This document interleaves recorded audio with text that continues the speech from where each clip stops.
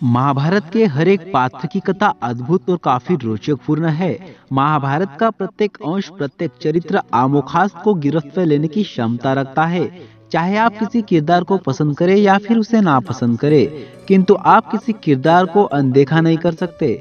इन तमाम पात्रों के बावजूद अगर महाभारत के किसी चरित्र को सर्वाधिक घृणास्पद माना जाए तो वह दुर्योधन नहीं, दुशासन नहीं, शकुन या कोई अन्य भी नहीं हो सकता, बल्कि यह द्रोण पुत्र अश्वत्थामा है। जी हाँ दोस्तों, वही अश्वत्थामा जो अर्जुन और कर्ण जैसा बड़ा धनुर्धर था। तो फिर उसे सर्वाधिक घृणास्पद माने जाने के पीछे का क्या तर्क हो सकता है?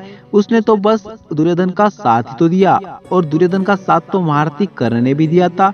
तो फिर एक को इतिहास दानवीर महारथी कर्ण के नाम से पुकारता है, तो अश्वत्थामा से इतिहास घृणा क्यों करता है? और ऐसा क्या कारण रहा जिसके वजह से द्वापर युग से आज के कलयुग तक अश्वत्थामा जीवित रहकर दर दर भटक रहा है? आइए दोस्तों, इसे समझने के लिए चलते हैं युद्ध क्षेत्र कुरुक्षेत्र की यात्रा पर। महाभारत की इस अद्भुत और रोचकपूर्ण यात्रा पर जाने से पहले अगर आप जेके राठौड़ के फेसबुक पेज या यूट्यूब चैनल पर नए हैं तो कृपया चैनल को सब्सक्राइब एंड फेसबुक पेज को फॉलो जरूर कर दे। साथ ही बेल आइकॉन को ऑन करना ना भूले। शिव पुराण में भगवान शिव के हर एक अवतार का वर्णन मिलता है। धर्म ग्रंथों के अनुसार शिव के कुल 19 अवतार हुए थे। उनमें से एक अवतार ऐसा भी है जो आज तक मुक्ति की आस में पृथ्वी पर भटक रहा है। लगभग 5000 सालों से अश्वत्थामा पृथ्वी पर भटक रहा है। माना जाता है कि मध्य प्रदेश के बुरहानपुर में असीरगढ़ किले के शिव मंदिर में हर दिन सबसे पहले पूजा करने अश्वत्थामा ही आते हैं। असीरगढ़ किले से जुड़ी कई रहस्यमयी और रोचक बातें सुनने को मिलती है, जिनमें सबसे महत्वपूर्ण और विख्यात है अश्वत्थामा की कहानी। दुनिया का सबसे बड़ा रहस्य अपने में समेटे असीरगढ़ किला बुरहानपुर से लगभग 20 किलोमीटर की दूरी पर उत्तर दिशा में सातपुड़ा पहाड़ियों के शिखर पर समुद्र सतह से 750 फीट की ऊंचाई पर स्थित है। अश्वत्थामा का वजूद आज भी है। महाभारत के बारे में जानने वाले लोग अश्वत्थामा के बारे में जानते ही होंगे। कहा जाता है कि महाभारत के कई प्रमुख चरित्रों में से एक अश्वत्थामा का वजूद आज भी है।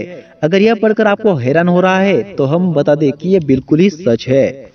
अश्वत्थामा के वर्तमान को जानने से पहले हमें उसके भूतकाल के बारे में जानना बेहद जरूरी है। अश्वत्थामा महाभारत काल अर्थात द्वापर युग में जन्मे थे। उनकी गिनती उस युग के श्रेष्ठ योद्धाओं में होती थी। वे गुरु द्रोणाचार्य के पुत्र व कुरुवंश के राजगुरु कृपाचार्य के भांजे थे। द्रोणाचार्य ने ही कौरवों और पांडवों को शस्त्र विद्या सिखाई थी। पिता पुत्र की जोड़ी ने महाभारत के युद्ध के दौरान पांडवों की सेना को तहस-नहस कर दिया था। पांडव सेना को हतोत्साहित देख श्री कृष्ण ने द्रोणाचार्य का वध करने के लिए युधिष्ठिर से कूटनीति का सहारा लेने के लिए कहा। कूटनीति से पांडवों ने द्रोणाचार्य का वध कर दिया। महाभारत के युद्ध के पश्चात अश्वत्थामा को जब पता चला कि पिता की मृत्यु हो गई तो प्रतिशोध लेने के लिए पांडव पुत्रों का वध कर दिया। अश्वत्थामा महाभारत का एक सबसे बड़ा ही शक्तिशाली पात्र था। इसके पश्चात भी उसे महाभारत का सबसे घृणित पात्र क्यों माना जाता है? आइए जानते हैं इसके पीछे के कारण के बारे में। महाभारत का युद्ध समाप्त हो चला था। तमाम योद्धा मारे जा चुके थे तथा उनके वंश तक समाप्त हो गए थे। दुर्योधन की भी महाबली भीम ने जांग तोड़ डाली थी और वह मौत की आखिरी घड़ियां गिन रहा था। पांडव के 5 पुत्रों को भी खुद अश्वत्थामा ने सोते समय मार डाला था। ऐसे में पांडव वंश का कोई भी चिराग नहीं बचा था, या फिर बचा था। जी हाँ, एक बालक हो सकता था जो पांडव वंश को आगे बढ़ा था। अभिमन्यु की पत्नी उत्तरा के घर में पांडव वंश का एक अंश पल रहा था और यह बात द्रोणपुत्र अश्वत्थामा को पता थी। बस फिर उसने कर डाला महाभारत का सबसे निकृष्ट और घृणित काम। पांडवों के 5 पुत्रों की सोते समय हत्या करने के बाद भी उसका मन नहीं भरा था। फिर पांडव वंश का अंश समाप्त करने हेतु से उसने ब्रह्मास्त्र चला दिया। हालांकि अर्जुन ने भी प्रत्युत्तर में ब्रह्मास्त्र का प्रयोग किया, किंतु सृष्टि की भलाई के लिए उन्हें ब्रह्मास्त्र को बाद में वापस ले लिया था। जबकि अश्वत्थामा को यह अस्त्र वापस लेना नहीं आता था, तो आखिरकार उत्तरा का गर्भ नष्ट हो ही गया था। वह तो योगेश्वर श्री कृष्ण की माया थी कि उत्तरा के गर्भ में निकले बालक को जीवनदान मिला और वो बाद में वक्ष महाराज परीक्षित के नाम से मशहूर हुए। पर अश्वत्थामा को इस कृत्य की सजा मिलनी अभी बाकी थी। आखिरकार क्या कारण रहा जिसके वजह से अश्वत्थामा आज भी जीवित भटक रहा है और ऐसा घाव जो अनंत काल तक रिस रहा है? भगवान श्री कृष्ण अश्वत्थामा के इस कृत्य से क्षुब्ध हो गए और शायद यह महाभारत का पहला अवसर था जब श्री कृष्ण ने खुद मुंह से बेहद ही कटु वचन निकाले।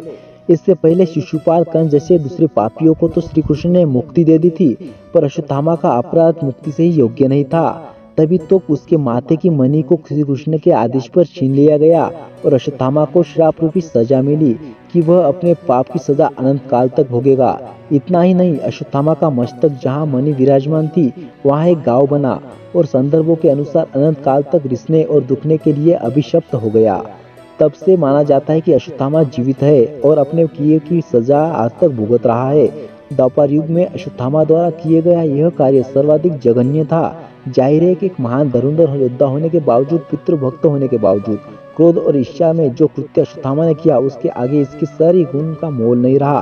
क्या पता अश्वत्थामा को इतिहास कभी माफ करेगा भी या नहीं। अश्वत्थामा की इस अनसुनी और दर्द भरी दास्तां के साथ साथ आज का हमारा वीडियो समाप्त होता है।